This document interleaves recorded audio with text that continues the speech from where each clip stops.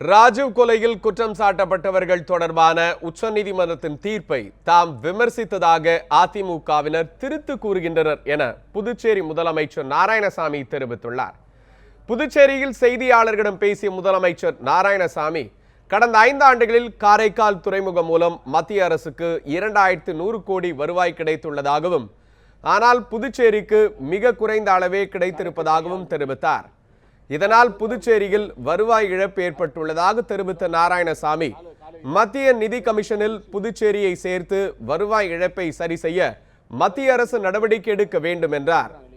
ராஜீவ்காந்தி கொலை வழக்கில் குற்றம் சாட்டப்பட்டவர்களை விடுதலை செய்வது தொடர்பாக தமிழக அரசு உச்சநீதிமன்றத்தில் தாக்கல் செய்த சீராய்வு மனுவை தாம் விமர்சித்து பேசியதாக கூறுவதில் உண்மையில்லை என்றும் நாராயணசாமி தெரிவித்தார்.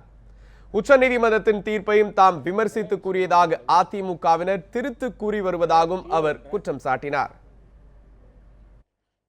உச்சநீதிமன்றம் என்ன தீர்ப்பு கொடுத்தோ அதை எல்லோரும் ஏற்றுக்கொள்ள வேண்டும். இதற்காக நான் உச்சநீதிமன்ற தீர்ப்பை விமர்சித்தேன். ஆகவே என் மீது நடவடிக்கை எடுக்க வேண்டும் என்று கூறுவது திரித்து கூறுவதாக இருக்கிறது. உச்சநீதிமன்றம் என்ன தீர்ப்பு கோரியதோ அதை நான் விளக்கி சொன்னேனே தவிர உச்சநீதிமன்ற தீர்ப்பை நான் விமர்சிக்கவில்லை. ஆனால் உச்சநீதிமன்ற தீர்ப்பாக இருந்தாலும் கூட